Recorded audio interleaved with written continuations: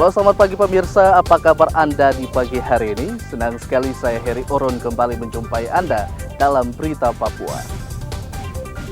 Sejumlah informasi dan berita aktual telah kami sajikan dalam tim redaksi kami. Berikut 3 berita utama yang akan kami sajikan untuk Anda.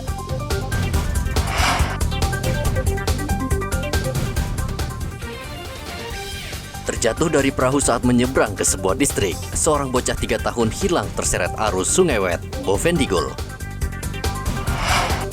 Polisi bubarkan warga yang blokade Jalan Maruni, Manokwari menggunakan gas air mata.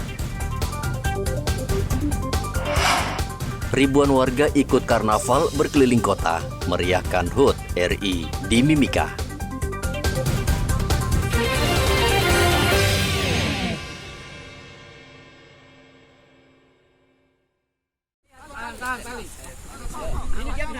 Tim SAR Merauke hingga saat ini masih mencari Italia Sambe, bocah berusia 3 tahun yang jatuh dari perahu dan tenggelam di Sungai Wet. Senin lalu, korban bersama orang tuanya naik perahu dari Bovendigul menuju ke distrik Wet. Saat tiba di perairan Tanjung Wet, Italia terjatuh ke sungai dan langsung terseret arus. Tim SAR masih menyusuri Sungai Wet dan lokasi di sekitar jatuhnya korban.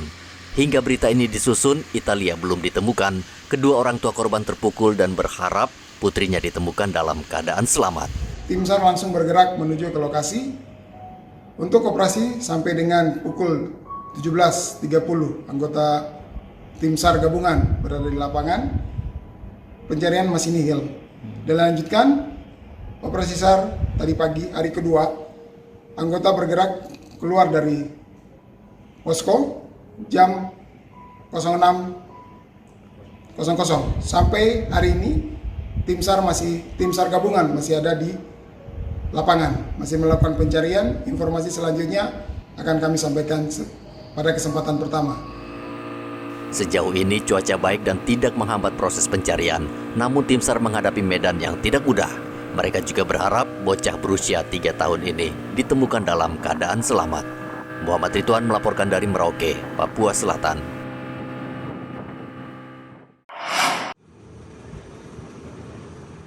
Puluhan keluarga korban pembegalan memblokade jalan jembatan Maruni, Kampung Andai, Manokwari, Senin lalu. Mereka menutup jalan dengan batu dan batang pohon sehingga jalan menuju Manokwari Selatan dan Pegunungan Arfak terganggu. Pengunjuk rasa menuntut ganti rugi 3 miliar rupiah atas kerugian pembegalan yang menyebabkan keluarga mereka meninggal dunia 8 Juli lalu. Aparat gabungan TNI Polri berusaha berunding dan meminta mereka membuka blokade, namun tidak berhasil. Sehingga polisi membubarkan massa dengan tembakan gas air mata. Kapolresta Manokwari Kombes Rifandi mengatakan tidak akan membiarkan blokade jalan menjadi budaya di Manokwari, apalagi sudah mengganggu hak warga lain dalam berkendara di jalan raya. Nggak ada lagi. Kalau memang ada permasalahan yang belum diselesaikan, buatlah dengan cara-cara yang elegan. Kita orang Indonesia, musyawarah untuk mufakat itu masih ada dengan budaya kita. Kami sudah coba memediasi, tapi tidak ada titik temu karena permintaan itu di luar logika. Kita ini mau membangun, bukan mau menjatuhkan. Jadi kalau mau minta ganti rugi itu yang wajar-wajar saja. Kami menghormati yang namanya kearifan lokal, tapi jangan dimanfaatkan untuk kepentingan perorangan. Ingat, kami negara tidak akan kalah dengan orang-orang yang punya kepentingan pribadi. Selesai. Saya bilang stop palang. Kami tidak akan berhenti. Negonya kami cukup. Sekali 2 kali kami nego baik-baik, tidak mau, kami akan buka paksa. Ini ada 1 orang yang ketangkap, yang tadi coba menembak anggota kami dengan busur, itu udara kami amankan. Dan percayalah orang-orang yang tadi ada di TKP akan saya amankan semua. Saya cari. Stop palang, Manokwari kota aman. Mari kita sama-sama jaga. Itu aja, terima kasih. Berapa laki yang sudah ditangkap? Baru 1, tapi yang udah kita identifikasi beberapa orang. Termasuk yang korban tadinya akan kami jadikan tersangka, bisa jadi. Komandan, apa sih yang memicu masyarakat melakukan pemalangan ini? Ganti rugi. 2 kelompok warga 8 Juli lalu saling bentrok dipicu kasus begal. Saat itu salah satu warga terluka dan seorang polisi terluka terkena sabetan senjata tajam. Selain itu, sebuah motor dan mobil dibakar massa. Dari Manokwari, Papua Barat, Edi melaporkan.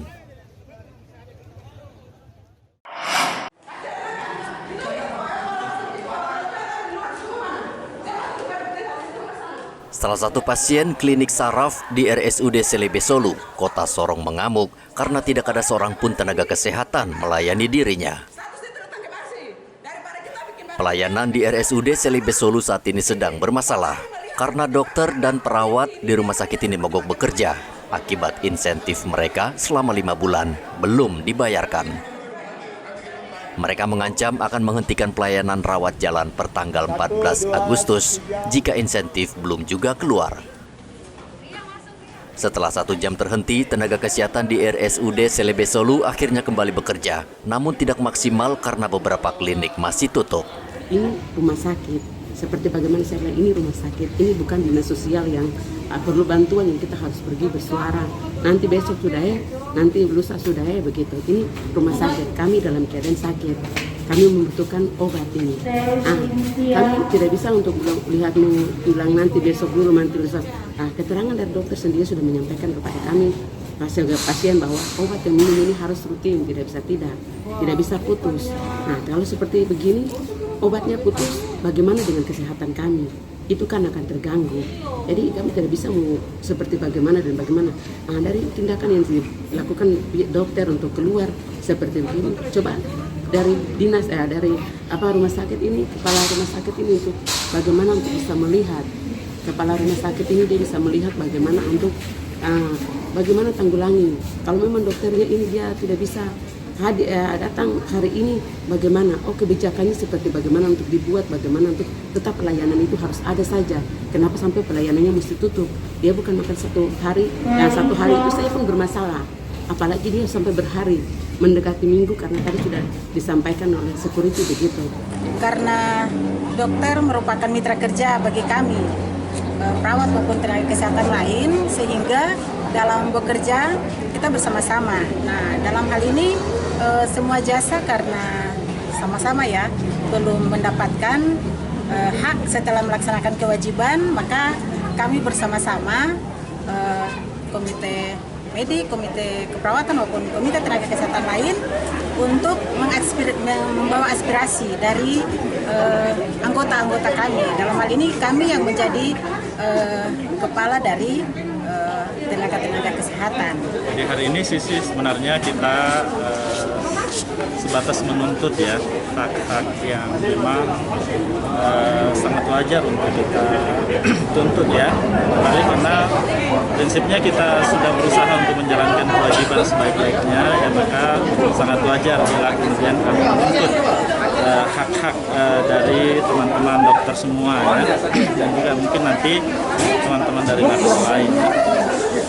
Karena sungguhnya jadi dibalik beban kerja mungkin juga mulai dari depan di UGD kemudian juga perawat-perawat, teman dokter yang lain dan juga memang sudah berusaha untuk memaksimalkan kinerjanya dan kemudian lantas hak-haknya tidak terpenuhi, tentu itu akan memberikan sebuah pasti kita wajar kalau kemudian mereka menuntut apa yang menjadi hak-haknya. Maka pada hari ini sebenarnya kita melakukan aksi sebatas untuk memasangkan spanduk untuk kemudian menuntut hak-hak kita.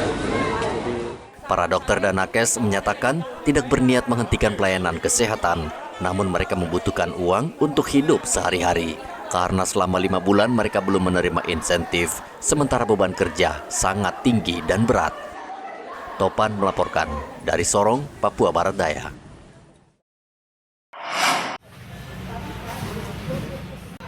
Bantuan bagi korban kelaparan di Kabupaten Puncak terus berdatangan. Kementerian Pertanian memberikan bantuan 1 ton beras, 100 karton biskuit, serta 100 dus mie instan.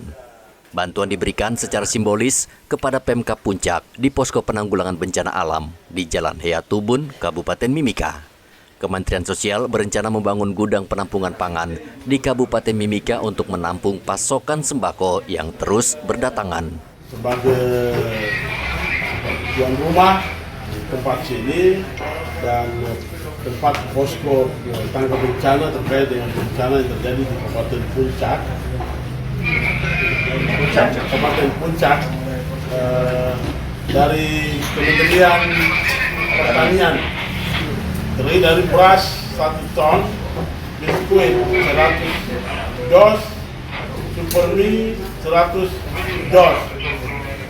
Kami berharap bahwa ini bantuan kemanusiaan, jadi kita semua warga Papua maupun Papua Tengah yang ada di sini, pemerintah kabupaten lain, mari kita saling memberi dukungan terhadap apa yang dialami oleh teman-teman kita di Kabupaten Puncak, dan kita berdoa agar situasi yang kita alami oleh pulih dari cepat.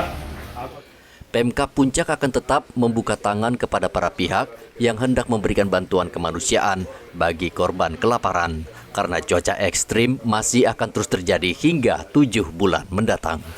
Penyerahan secara simbolis bantuan bencana untuk Kabupaten Puncak, khususnya di sini Kandori dan sekitar Kandori, mewakili Menteri Pertanian.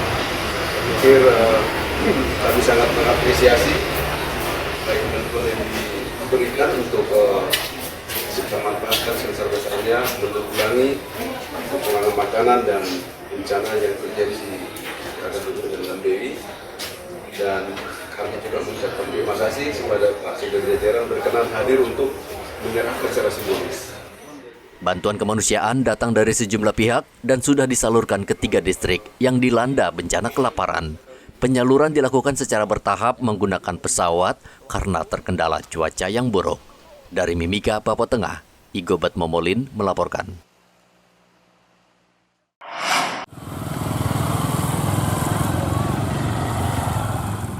Polisi di distrik Kurik, Merauke, mendatangi satu persatu rumah di Kampung Candrajaya, distrik Kurik, Merauke.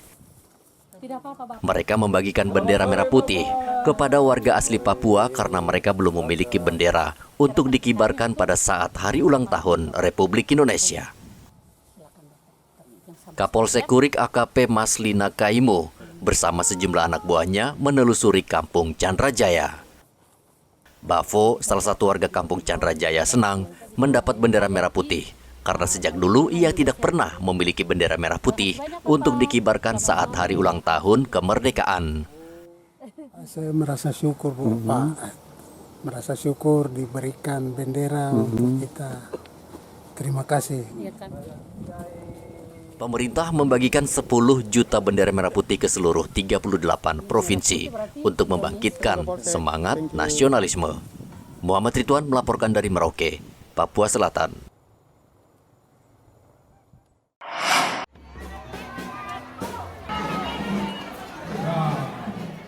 Ribuan warga Mimika merayakan hari ulang tahun ke-78 Republik Indonesia dengan mengikuti karnaval.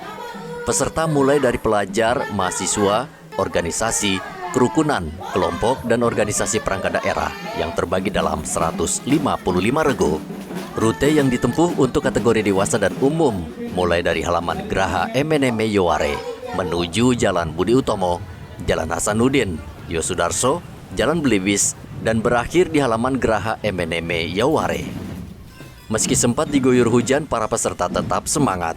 Mereka mengenakan kostum profesi, pakaian adat, serta menampilkan budaya masing-masing suku sambil berjalan kaki kurang lebih 3 jam lamanya mengelilingi kota Timika. Karnaval diiringi marching band dari Batalion Infanteri 754 MNM Kangasi dan sejumlah siswa sekolah di Mimika. Dari Mimika, Papua Tengah, Igobat Momolin melaporkan.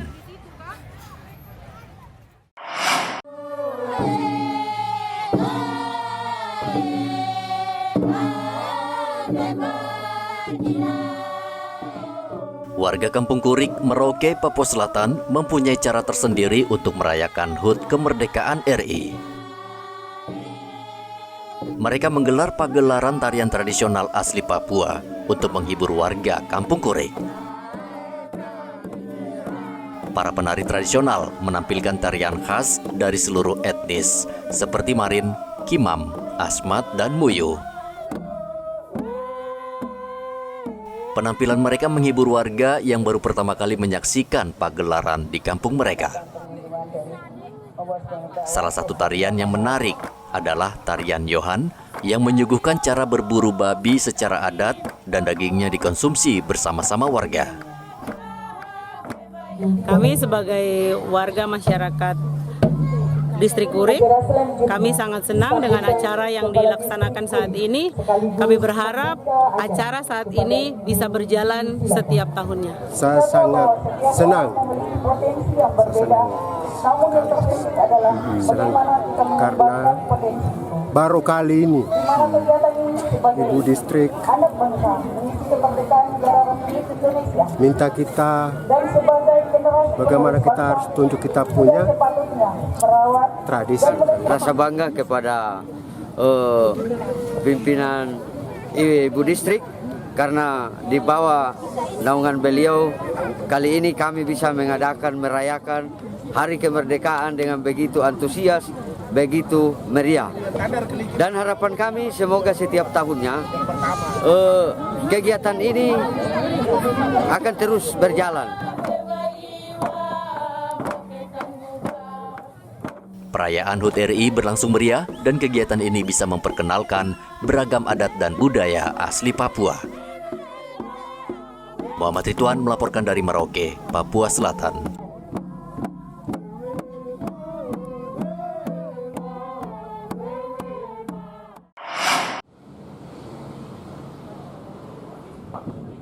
Warga Merauke kini tak perlu khawatir gagal mendapatkan SIM C. Satlantas Polres Merauke Selasa kemarin mengubah ujian praktik untuk mendapatkan SIM yang tadinya berbentuk angka 8, kini diubah menjadi huruf S. Perubahan ini ternyata berdampak besar bagi pemohon SIM C karena uji praktik sebelumnya yang menggunakan angka 8 dan zigzag menyebabkan banyak pemohon SIM gagal. Dengan huruf S, warga senang karena ujian menjadi lebih mudah. Arenanya sudah lebih bagus daripada sebelumnya. Sudah dilebarkan jaraknya, jalan. Ada rasa sulit? Kesulitannya? Tidak ada? Iya. Nah, kalau dibandingkan yang kemarin kan agak sempit. Nah, sekarang ini gimana? Sekarang lebih mudah. Kemarin itu agak sempit, jadi tikungannya bisa tabrak-tabrak itu pembatas. Korlantas sendiri sudah merubah sirkuit ujian praktek roda 2 khusus permohonan SIM yang awalnya angka 8 sudah dirubah menjadi huruf S, dan untuk zigzag sendiri itu sudah tidak diadakan lagi. Dan perubahannya juga untuk lintasan sendiri, dia yang awalnya hanya 1,5 meter sekarang kita lebarkan menjadi 2 meter. Fungsinya apa? Ya agar mempermudah masyarakat untuk pada saat praktek ujian roda 2 SIM, sehingga tidak kesulitan, yang awalnya mungkin angka 8 kesulitan sehingga kita rubah. Tetap kita mematuhi, maksudnya aturan-aturan itu tetap ada, tapi kita permudah saja. Satuan Lalu Lintas Polres Kerom juga memberlakukan ujian praktik SIM dengan bentuk sirkuit berhuruf U dan S. Sistem ujian praktik ini mulai diberlakukan awal bulan ini. Satlantas Polres Kerom melaksanakan launching untuk lintasan menjadi sirkuit bagi ujian praktik SIM C. Ini tidak ada lagi untuk lintasan zigzag, diganti dengan sirkuit di mana ukurannya diperlebar dan berbentuk huruf S. Ini tentunya akan memudahkan masyarakat dalam ujian praktik ujian SIM C. Sementara itu Polres Mimika kini memiliki lapangan uji praktik SIM dengan sistem ujian praktik dengan lintasan baru yang serentak berlaku di seluruh Indonesia.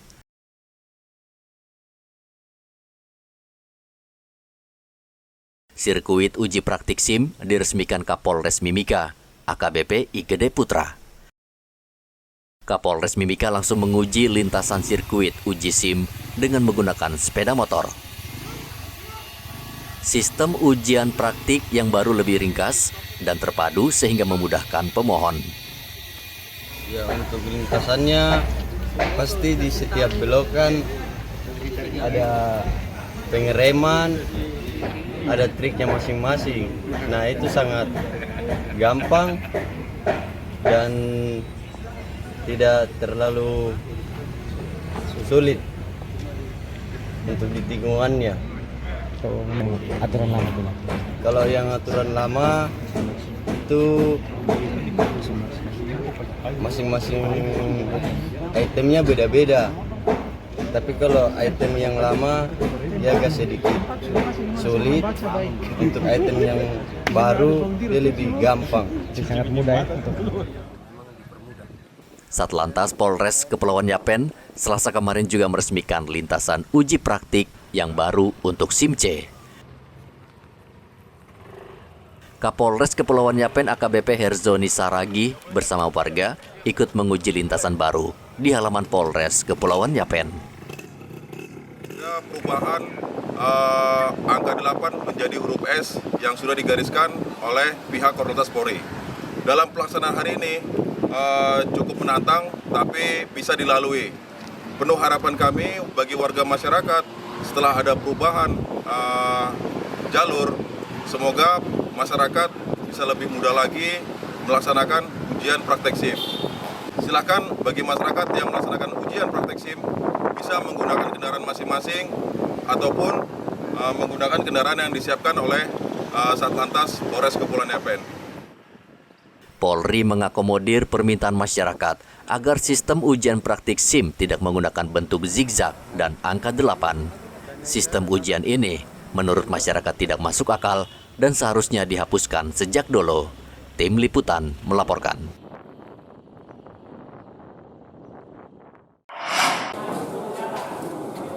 Harga daging sapi di Pasar Wamanggu Merauke sudah kembali normal. Sebelumnya harga daging sapi sempat menembus Rp170.000 per kilogram karena permintaan tinggi saat Idul Adha bulan lalu. Harga daging di pasar sudah normal. Kembali belakang 140, aslinya 130 ya. Sebaliknya, harga daging ayam di Pasar Wamanggu sejak Idul Adha terpantau masih tinggi, bahkan cenderung naik. Saat ini ayam potong dijual Rp70.000 per ekor, padahal biasanya hanya Rp50.000 per ekor. Pedagang ayam belum bisa memperkirakan kapan harga ayam akan turun karena menurut kabar, penyebab kenaikan adalah harga pakan ayam yang juga naik. Muhammad Ridwan melaporkan dari Merauke, Papua Selatan. Pemirsa, informasi tadi mengakhiri jumpa kita dalam Berita Papua. Saya Heri Orun mewakili seluruh kerabat kerja yang bertugas mengucapkan terima kasih atas kebersamaan Anda. Selamat pagi, selamat beraktivitas dan wanyambe.